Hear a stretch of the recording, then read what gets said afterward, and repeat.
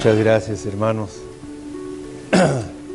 Esa es nuestra esperanza, la gracia sublime del Señor. ¿Cuántos han disfrutado los talleres? Yo sí, estuvo bastante interesante. Claro, estos reformados son incurables, ¿verdad? Dijo el hermano Andy que Dios siempre responde a la oración de su hijo y por lo general le dice no.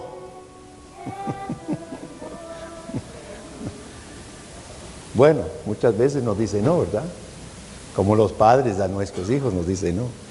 Y el hermano Orlando nos señaló que él opina que estamos viviendo casi como los tiempos cuando estalló la reforma en el tiempo medieval, cuando el mundo y hasta el pueblo de Dios estaba sin Biblia y sin oración,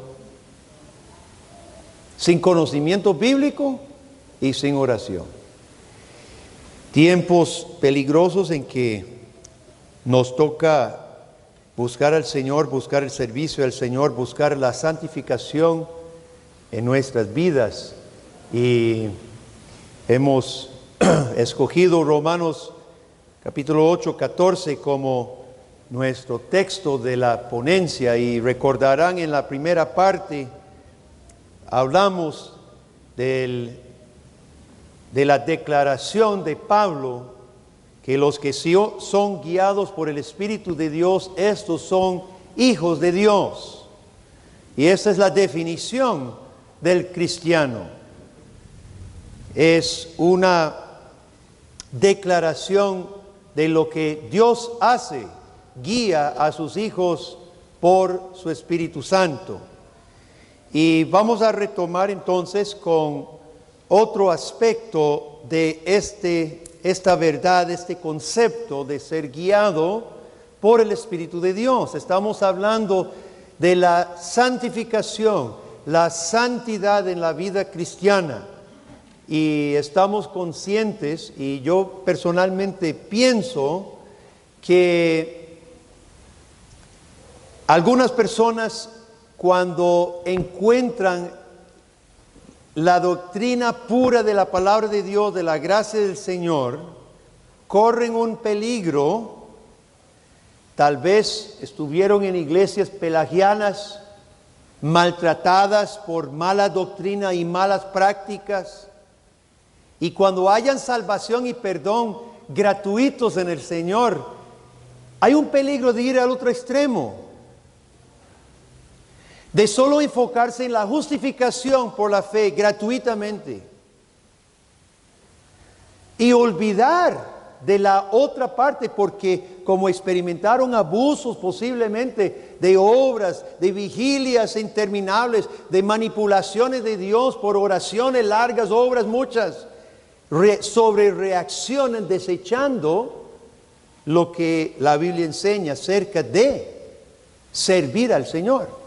Y algunos se enfocan en la justificación por la fe, distorsionando la misma teología reformada que enseña que somos salvos para la gloria de Dios, y eso es en todo sentido, en toda nuestra vida, pensamiento, acción, palabra.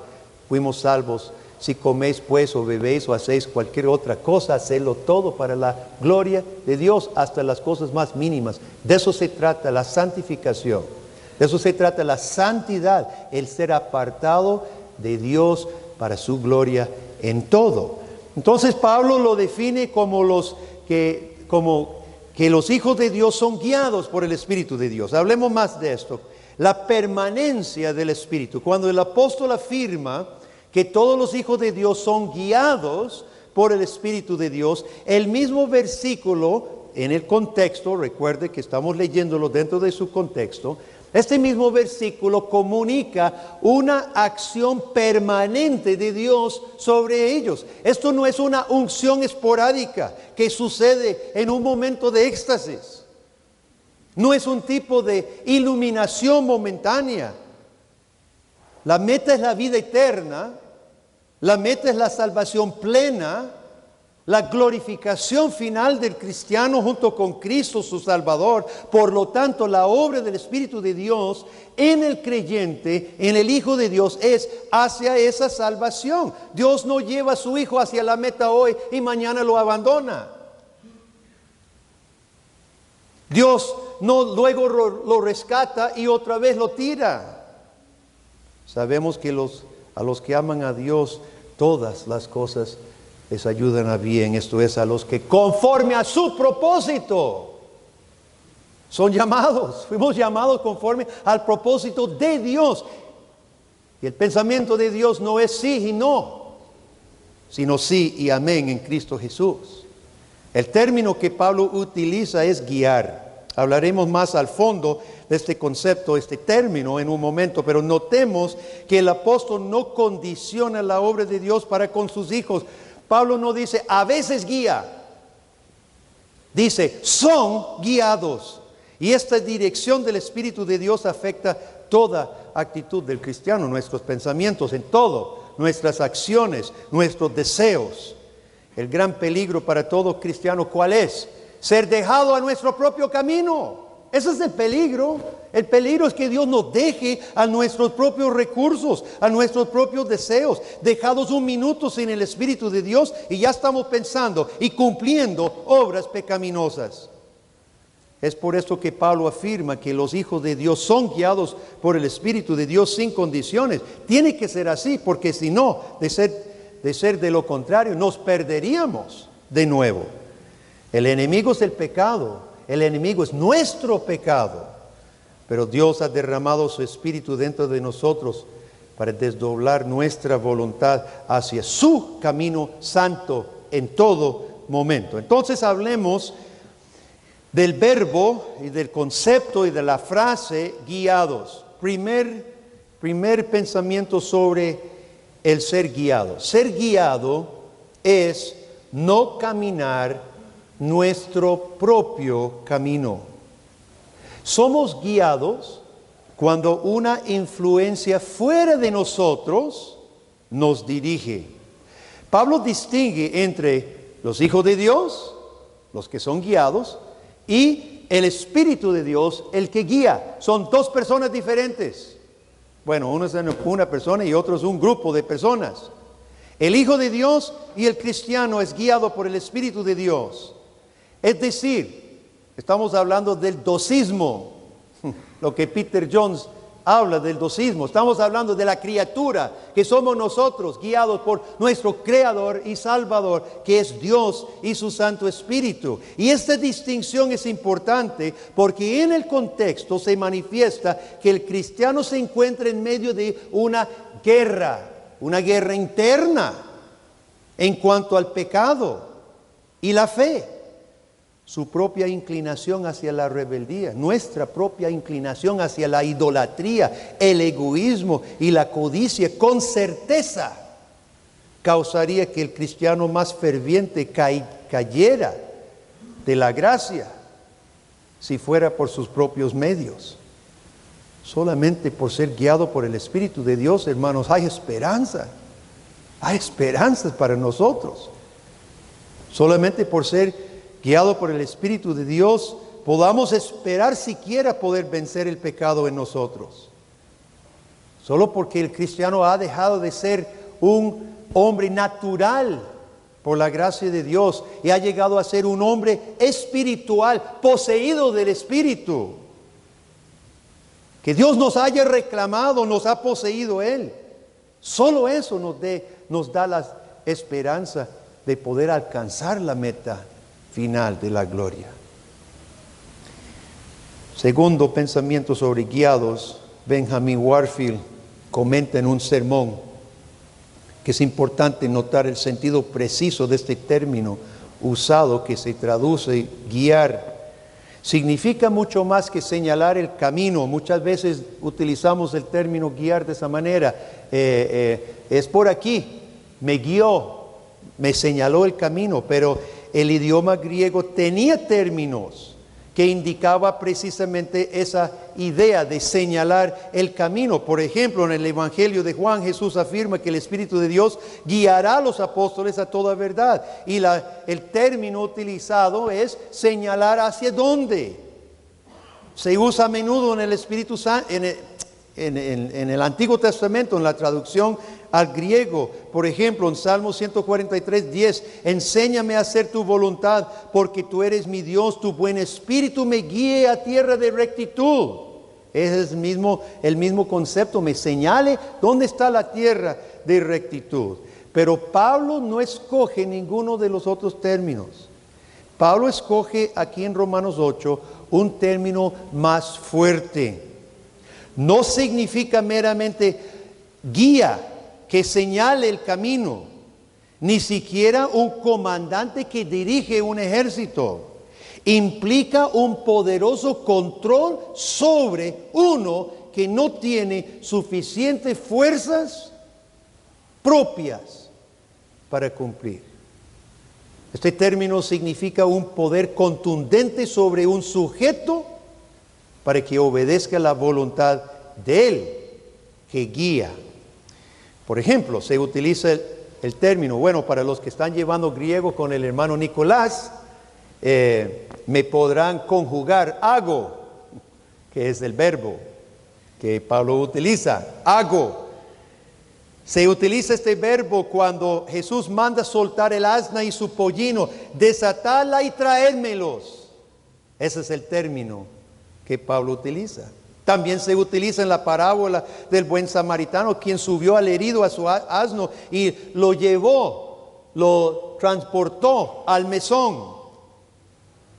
Igualmente el ciego en Jericó, que fue llevado a Cristo, lo tomaron del brazo, lo llevaron a Jesucristo. Es un término común que utilizaban para indicar cuando llevaban prisioneros o cuando llevaron a Esteban al concilio, o Pablo cuando llevaba cartas para poder traerlos presos a Jerusalén. Cuando Pablo emplea este término para describir la acción del Espíritu Santo, hermanos, él quiere señalar un poder soberano que toma posesión de nuestro corazón. El Espíritu de Dios viene no para darnos sugerencias, no solo para indicar posibles rutas o caminos. Viene como un poder ajeno a nosotros para hacer arder nuestra alma por la justicia de Dios, para amar la ley de Dios y para tomar el timón de nuestra voluntad, para conducirnos por el mar tumultuoso de la vida. El Espíritu de Dios nos ha tomado como quien toma a una res para llevarla al matadero, o como se toma un reo para llevarlo a la cárcel. Solamente que fuimos tomados no por un amo malo, fuimos tomados por nuestro Dios bueno y benigno, no para que anduviéramos a la deriva en este mundo, sino ser llevados por el Espíritu de Dios, cautivados de nuestra voluntad, pensamiento, cautivados por Cristo nuestro Redentor. Hemos sido librados de la esclavitud al pecado con un propósito certero.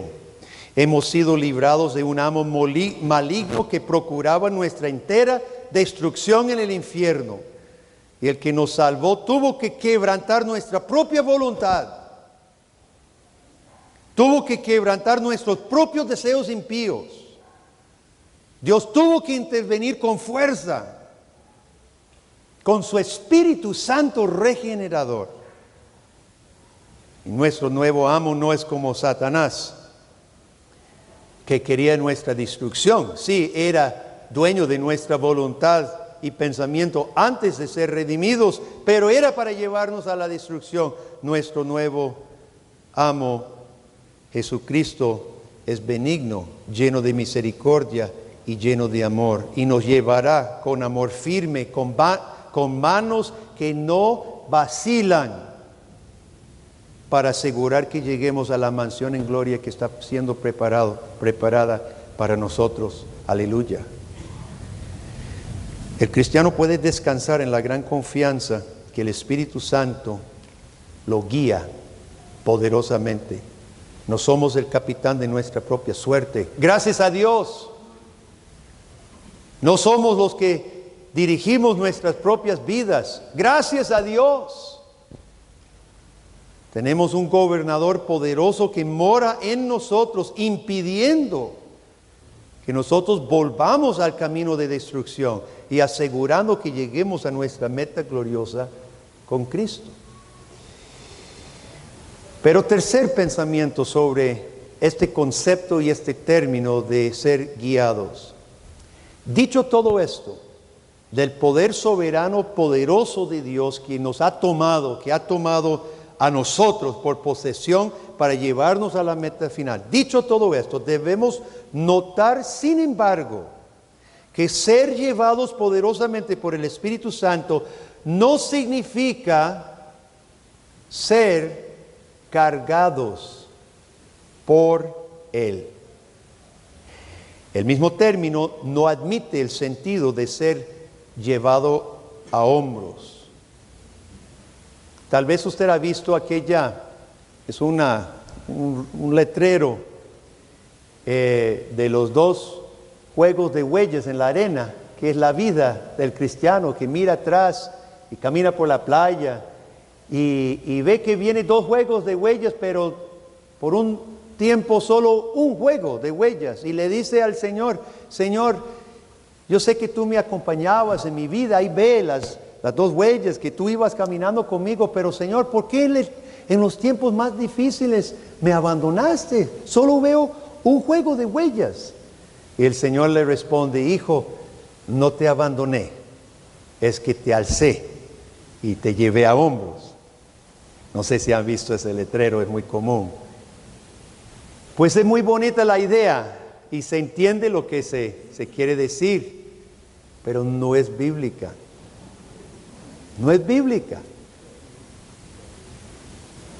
Si bien el Espíritu Santo con firmeza nos dirige, también es cierto que nosotros caminamos con nuestras propias fuerzas. El prisionero es llevado, pero él camina. La res es llevada, pero el animal camina. Existía un término en griego que Pablo pudiera haber empleado para significar cargar, y es la palabra que el apóstol Pedro utiliza cuando habla de la inspiración de las Escrituras. Dice que los santos hombres de Dios hablaron siendo inspirados, dice nuestra traducción, por el Espíritu Santo. Pero el término traducido, inspirado, realmente es otro término: llevado, cargado. Pedro quiere decir que el Espíritu Santo, sin intervención humana, cargaba a los profetas para que escribieran solo lo que Dios quería. El Espíritu de Dios operó completamente cargándolos, pero Pablo no emplea ese término, porque el Espíritu Santo no carga a los hijos de Dios, los guía. Si bien el Espíritu Santo controla el pensamiento, toma control de nuestra voluntad, sin embargo, los cristianos avanzamos con nuestras fuerzas hasta el final. Los cristianos se ocupan con temor y temblor en su salvación, porque Dios es el que da tanto el querer como el hacer. Warfield remacha el hecho de que Pablo evita todo término que implicaría que el Espíritu de Dios proveyera la fuerza para avanzar. Había otro término disponible para Pablo que significaba jalar o arrastrar. Nos gustaría a veces que el Espíritu Santo o nos cargara o en última instancia que nos arrastrara. Jesús usa ese término de arrastrar en Juan 6:44, cuando Él afirma que nadie puede venir a Él a menos que el Padre lo traiga. Ese es el término. Para ser convertido a Cristo es necesario que Padre, mediante el Espíritu, nos arrastre a Cristo Jesús y nos arrodille delante de Él soberanamente. Pero para describir la vida cristiana, Pablo no elige ese verbo. El Espíritu guía al cristiano como un agente consciente, activo. El Espíritu Santo determina la meta, sí, por supuesto. El Espíritu Santo marca la ruta, sí. El Espíritu Santo toma posesión de nuestra mente y nuestra voluntad, sí, pero es el cristiano que camina. Es el cristiano que se esfuerza. Es el cristiano que se cansa. Es el cristiano que lucha. Somos nosotros que caminamos cada paso. Cada paso. De aquí hasta la gloria. No sé cuántos años, días, segundos le toca a usted o a mí hasta llegar a la gloria. Podemos estar seguros, si somos hijos de Dios, que llegaremos a la gloria. Y podemos estar seguros también que usted y yo caminaremos, cada uno de nosotros caminaremos cada paso, cada metro, cada centímetro, de aquí hasta la gloria. El Espíritu Santo no nos va a cargar, no nos va a llevar a hombros, va a utilizar nuestro esfuerzo, nuestro caminar. La dirección del Espíritu Santo no significa ningún sustituto para la lucha. La guianza del Espíritu Santo no significa atajos a la gloria. Ningún santo ha sido llevado al cielo en una cama de flores. Pensamiento número 4, con relación a guiados por el Espíritu. El apóstol incluye otro concepto de la santificación cuando emplea el término guiados, y es el camino. Todos somos guiados por un camino.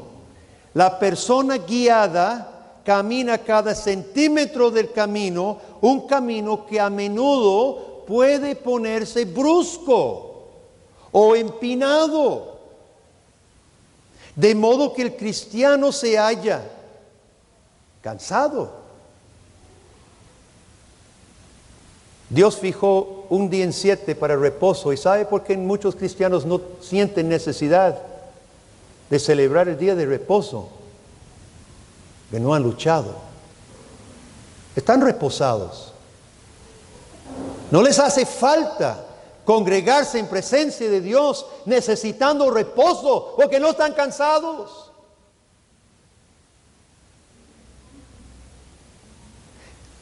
En otro momento, el cristiano se regocija al encontrar alivio o que Dios quite los peligros. El cristiano es guiado por el poder ajeno del Espíritu Santo, sí, pero sus pies caminan el camino, tanto con la alegría como las tristezas que incluya ese camino, con el gozo y la fatiga que acompañan el viaje. Al utilizar el término guiados, el apóstol señala que a pesar de que el cristiano es dirigido poderosamente por el Espíritu de Dios, sin embargo, debe tomar en serio el carácter arduo de la santificación. Debe tomar en serio el esfuerzo personal que se nos requiere. Dios nos consuela, sí. Dios nos anima, asegurándonos que no caminamos solos, sí. Dios nos anima asegurándonos que no caminamos por nuestra propia fuerza. No estamos al garete ni abandonados, pero a la vez Dios no permite que ni la pereza ni el descuido se apoderen del cristiano para siempre. El Espíritu Santo nos encaminará con seguridad hacia nuestro hogar celestial, pero el Espíritu Santo no nos dice que evitaremos la lucha en el camino, no nos dice que evitaremos el esfuerzo propio, ni estaremos libres de toda aflicción. No, nos asegura que llegaremos. pero no mágicamente, sino a pesar de los obstáculos, las luchas y los enemigos. En otras palabras, este versículo concuerda con lo que Pablo le dijo a los filipenses: ocupaos en vuestra salvación con temor y temblor. Ocúpense 100%, esfuércense 100% en su vida de salvación. ¿Y cuál es la base? Sabiendo que Dios es el que produce tanto el querer como el hacer. En conclusión, es posible que el Hijo de Dios se asusta al pensar en las implicaciones de nuestro texto. Los que son guiados por el Espíritu de Dios, estos son hijos de Dios. Posiblemente la conciencia de nuestro propio pecado, posiblemente el fracaso ante tentaciones nos provoca o nos induce a pensar: entonces tal vez yo no soy hijo de Dios. Mi vida no parece ser guiada por Dios. Posiblemente escuchar que Dios no nos va a llevar a hombros al cielo me da temor. Yo no puedo, yo no podré enfrentar los obstáculos, no podré atravesar las montañas y valles hasta la ciudad celestial. Pero, queridos hermanos, este versículo no fue dado para atemorizar, no fue dado para asustar, fue dado para consolar. Dios consuela al que reconoce que no tiene justicia. Dios consuela al que reconoce que no tiene las fuerzas propias para avanzar hacia la gloria y avanzar en santidad. Es precisamente al atemorizado, es precisamente al desconsolado que Pablo dirige sus palabras. Los hijos de Dios serán guiados hasta la meta por Dios mismo. Dios nos ha dicho algo muy importante en este pasaje acerca de la santificación. En primer lugar, Dios no ha ocultado ninguna faceta del proceso.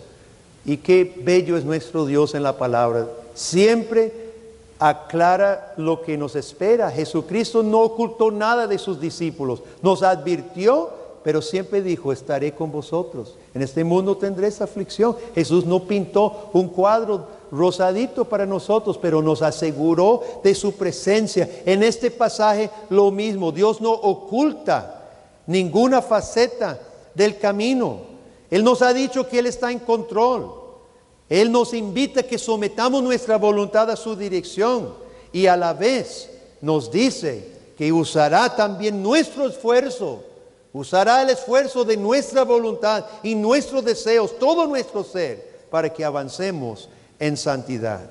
Y este es el balance bíblico que las mismas confesiones reformadas mantienen.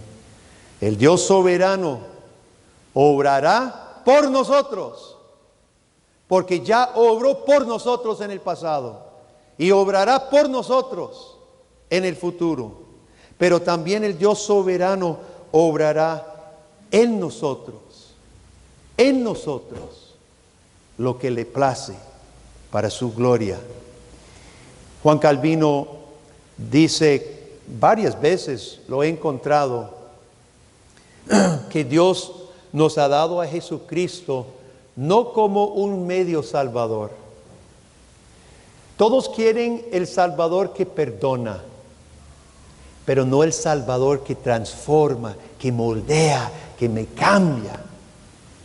Y Juan Calvino dice: nos dio el Salvador completo, el que nos justifica y el que nos santifica, y no se puede separar ese Salvador en dos. Es un solo Salvador, el que obró por nosotros y el que obra en nosotros, y las dos cosas juntas.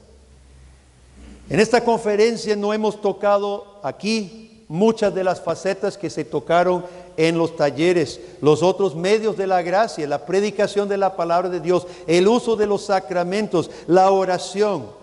Nos hemos limitado a un punto muy estrecho que Pablo señala cuando dice que los hijos de Dios somos guiados por el Espíritu de Dios. Sin embargo, es importante recordar como marco general para nuestro avance en la santificación, nuestro avance en santidad, es importante recordar como marco general la enseñanza que Pablo nos ha dado aquí.